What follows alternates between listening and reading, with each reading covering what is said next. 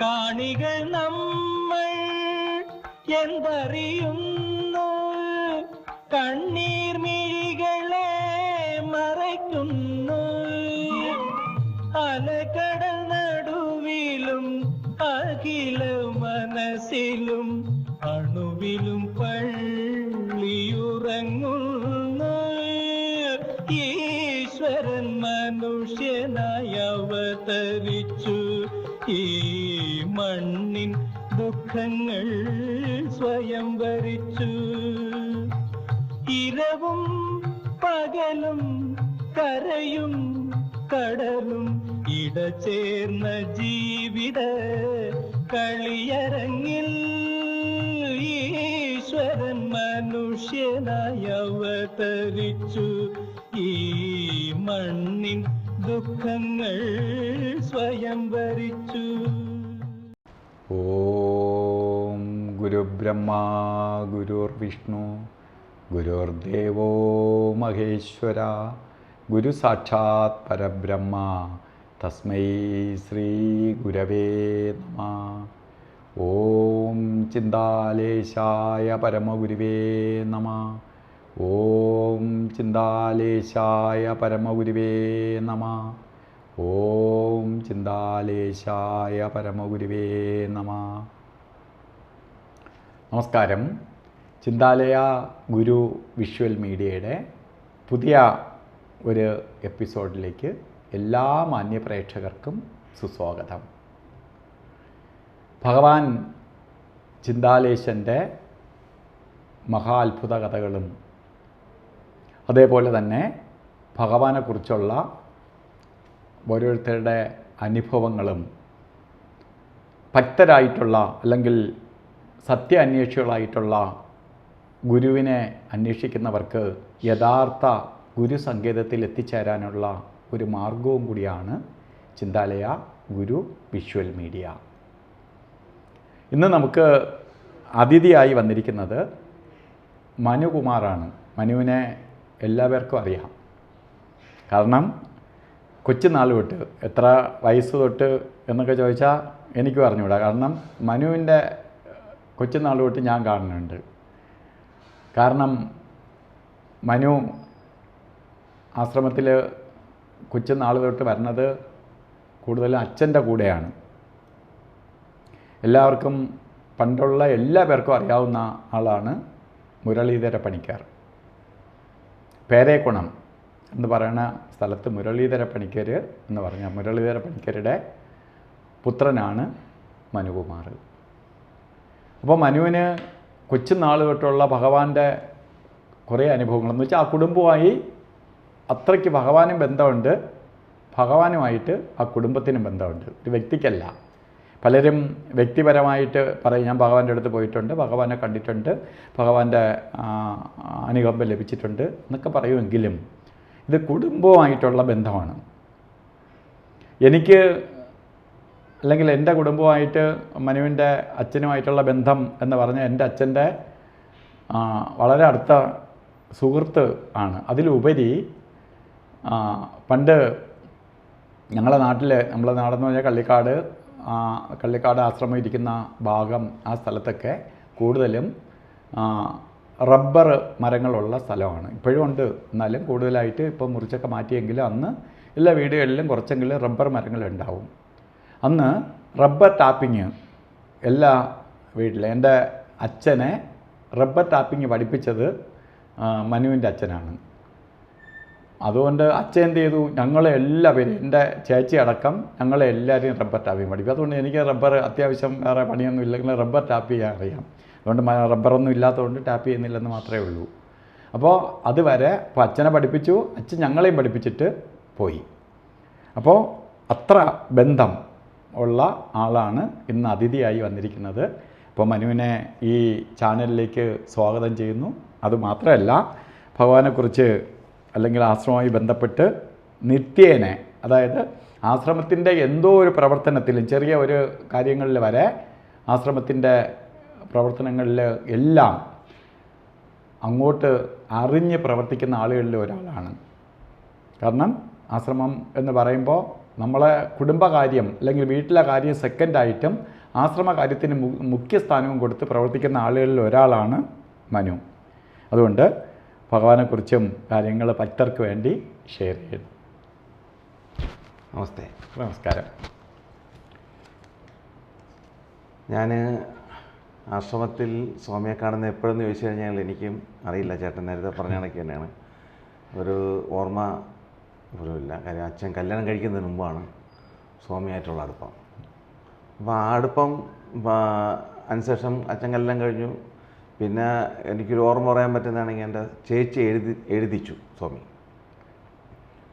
ഹരിശ്രീ എഴുതിക്കുന്ന സ്വാമിയാണ്. അപ്പോൾ ആ സമയത്ത് ഞാനും ഉണ്ടായിരുന്നതാണ്. എന്നെ കണ്ടിട്ടുണ്ടാവാം, ഞാനും കണ്ടിട്ടുണ്ടാവാം. പക്ഷെ അല്ലാതെ നമുക്ക് ആ ചെറിയ പ്രായത്തിലുള്ള ഓർമ്മയൊന്നും കിട്ടുന്നില്ല ശരിക്കും. പിന്നെ അത് കഴിഞ്ഞ് നമുക്ക് ചെറിയ അറിവൊക്കെ ആയപ്പോൾ നമ്മൾ ഓടി നടക്കാൻ വരും. ആ സമയത്തൊക്കെ സ്വാമി പിന്നെ പലപ്പോഴും നമ്മുടെ ഭാഗത്തൊക്കെ മിക്കവാറും വരാറുണ്ടായിരുന്നു. അവിടെ പിന്നെ ഒത്തിരി താമസിക്കുകയൊക്കെ ചെയ്യാറുണ്ടായിരുന്നു. അപ്പം അവിടെ കളിയിൽ എന്ന് പറഞ്ഞിട്ടൊരു സ്ഥലമുണ്ട്. അതായത് ഒരു നമ്മളെ നല്ലാഷൻ മുതലാളി എന്ന് പറഞ്ഞിട്ട് ആശ്രമത്തിലുണ്ടായിരുന്നു. അപ്പം അദ്ദേഹത്തിന് റബ്ബർ വെട്ടായിരുന്നു എൻ്റെ അച്ഛൻ്റെ മെയിനായിട്ടുള്ള പരിപാടി. അപ്പം കല്യാണം കഴിഞ്ഞ ശേഷമാണ് കൂടുതലാണത്. നേരത്തെ കള്ളിക്കടക്കായിരുന്നു. അതിന് ശേഷമാണ് ഇദ്ദേഹത്തിൻ്റെ മരം വെട്ട് തുടങ്ങി. ആ അച്ഛൻ കല്യാണം കഴിഞ്ഞ സമയത്ത് ഇദ്ദേഹത്തിനായിരുന്നു മരം വെട്ട്. അപ്പം അതിനുശേഷം ഇദ്ദേഹം അച്ഛൻ മിക്കവാറും ഈ മുടക്കം വരുത്തിയിട്ട് പോകുന്നത്, അതായത് റബ്ബർ വെട്ട് ഇല്ലാത്ത സമയത്തോ മറ്റ് സമയങ്ങളിലോ ആശ്രമത്തിൽ പോകാറുണ്ട്, സ്വാമിയെ കാണാറുണ്ട്, സ്വാമിയായിട്ട് സംസാരിച്ചിരിക്കാറുണ്ട്. ഇങ്ങനെ പുള്ളിക്കറിയാം. അപ്പം പുള്ളി പല പ്രാവശ്യങ്ങളിങ്ങനെ ചോദിച്ചു, നിൻ്റെ സ്വാമി എനിക്കൂടെ ഒന്ന് പരിചയപ്പെടുത്താറുണ്ട്. കുറേ പ്രാവശ്യം പറഞ്ഞു. അച്ഛൻ പിന്നെ വളരെ ലേറ്റാക്കിയാണ് കൊണ്ടുപോയി പരിചയപ്പെടുന്നത്. അതിനുശേഷം അങ്ങനെ മുതലാളി ആയിട്ട് നല്ല അടുപ്പമായിരുന്നു. അങ്ങനെ സ്വാമി ഇവിടെ വരും, പെരോണത്ത് വരുമ്പോൾ ഈ മുതലാളിയുടെ ഒരു കളിയൽ എന്ന് പറഞ്ഞിട്ടൊരു സ്ഥലമാണ്, അവിടെ താമസിക്കാറുണ്ട്. അതിനോടൊപ്പം തന്നെ ഞാനിപ്പോൾ താമസിക്കുന്ന വീടിനടുത്ത് തൊട്ടടുത്തായിട്ടൊരു ഒത്തിരി ഒരു 8 മുറി വരുന്ന കട, അതിൻ്റെ മുകളിൽ തട്ട് ഒക്കെ ഉള്ളൊരു കടയായിരുന്നു. അപ്പോൾ സ്വാമി അതിൻ്റെ ബാക്കിലൊരു റൂമുണ്ട്, ആ റൂമിൽ തങ്ങാറുണ്ടായിരുന്നു. പിന്നെ മുകളിലും കിടക്കാനൊക്കെ മുകളിൽ കയറി തട്ടിൻ്റെ മുകളിൽ കിടക്കാൻ പറ്റുന്നത്. അങ്ങനെ സ്വാമി ഇടയ്ക്ക് മിക്കവാറും അങ്ങനെ യാത്രകൾ കൂടെ ഫ്രീ ആയിട്ടുള്ള സമയങ്ങളിലൊക്കെ അവിടെ വരാറുണ്ട്.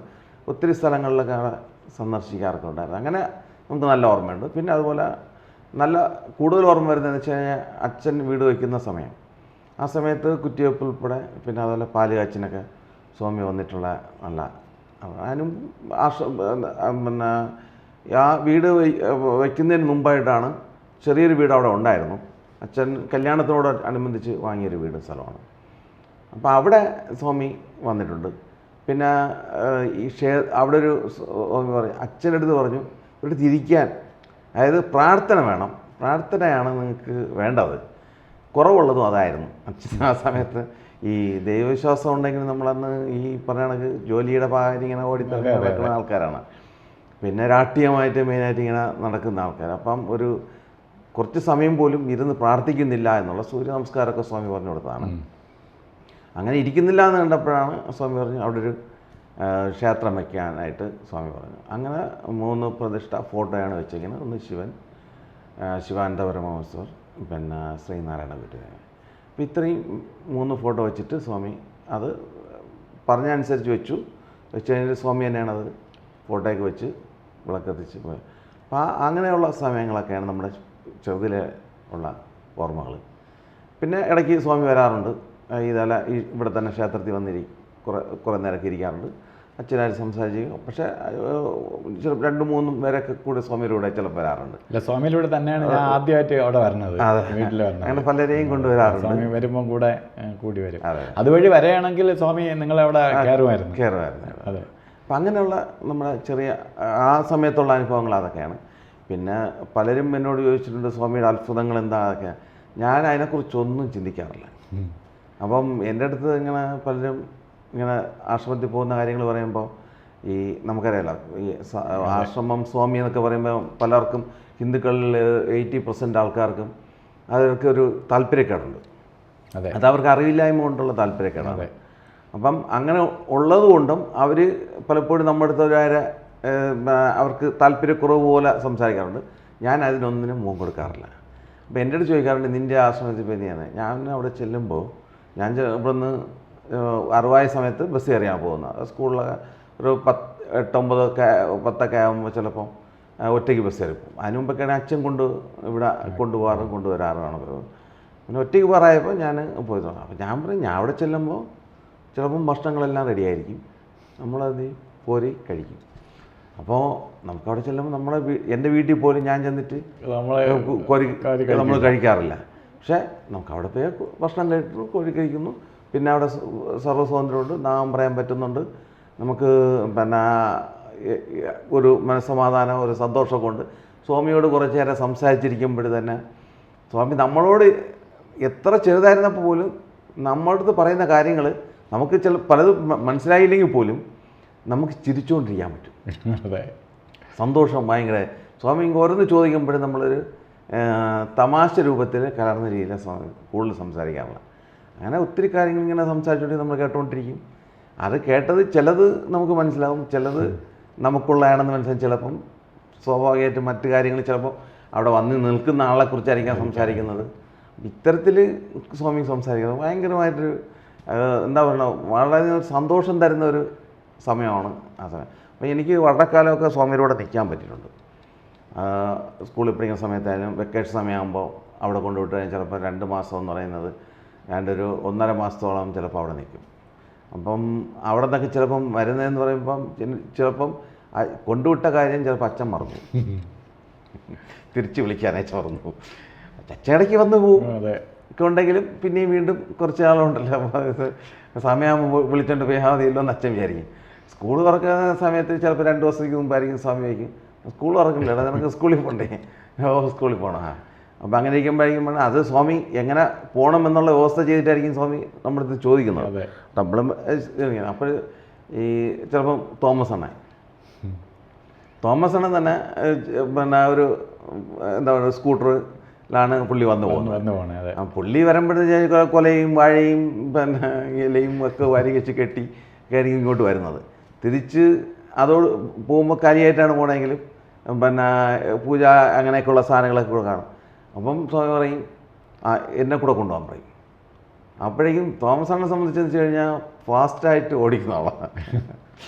നമ്മൾ ഈ പറക്കുന്ന അളിയിരിക്കുന്ന ആൾക്ക് പിടിച്ച് ബാക്കിൽ ഇരുന്നോളണം. അത് സ്പീഡായി പോകും, നമുക്ക് ഉറപ്പുണ്ട് അത് പോകുന്നത് നമ്മളെ കൊണ്ടകത്തിക്കും എന്നുള്ള അത്ര ഇതായിരുന്നു. അപ്പം ചിലപ്പം പറയും നീ ഒരു കാര്യം തോമസിനോടൊപ്പം എന്ന് പറയും. അപ്പോൾ പറയും അപ്പം അപ്പോഴേക്കും ചില കുറേ പൈസയൊക്കെ എടുത്ത് തരും, ചിലപ്പോൾ ബുക്കുകൾ തരും, എന്തെങ്കിലുമൊക്കെ തരും, അത് എന്തെങ്കിലും തന്നിട്ട് അടുത്ത 2 ദിവസം കഴിയുമ്പോൾ സ്കൂളിൽ പോകാനുള്ളതാണ്. അപ്പോൾ അത് കണക്കാക്കി പറഞ്ഞു വിടാറുണ്ട്. അപ്പം ഇത്തരം ഒരു എന്താ പറയുക, നമുക്ക് എൻ്റെ ബന്ധുക്കളെ വീട്ടിൽ പോലും നമ്മൾ ഇത്ര സ്വാതന്ത്ര്യമായിട്ടോ നിന്നിട്ടില്ല എന്ന് തന്നെയാണ് പറയാം. ഇപ്പോൾ എൻ്റെ അമ്മയുടെ അവിടെ ആയിരുന്നു ശരി തന്നെ, അമ്മയുടെ ബന്ധുക്കളടുത്തായാലും ശരി തന്നെ, അച്ഛൻ്റെ ബന്ധുക്കളടുത്തായാലും നമ്മൾ അധികം സമയം പോയ 1-2 ദിവസം, അതിനപ്പുറം നമ്മൾ നിന്നിട്ടില്ല. പക്ഷേ ആശ്രമത്തിലൊക്കെ കഴിഞ്ഞാൽ വെക്കേഷൻ സമയം മുഴുവനും നല്ലൊരു സമയം എൻ്റെ സമയം ആശ്രമത്തിൽ തന്നെയാണ്. അത് ചിലപ്പോൾ സ്വാമി ഉണ്ടാവും, ചിലപ്പോൾ ഇല്ലായിരിക്കും. ഉണ്ടെങ്കിലും ഇല്ലെങ്കിലും നമ്മൾ മിക്കവാറും പുറത്തങ്ങോട്ട് കാണും. പിന്നെ കള്ളിക്കാടെ സംബന്ധിച്ചെന്ന് സ്വാഭാവികമായിട്ട് നമ്മൾ കൂടുതലും പോയി വരാൻ പറ്റുന്ന സ്ഥലമായതുകൊണ്ടാണ് ചിലപ്പം ഈ ശബരിമലയ്ക്കൊക്കെ മാലയിടുന്ന സമയങ്ങളിൽ ചിലപ്പം അവിടെ തങ്ങാറുണ്ട്.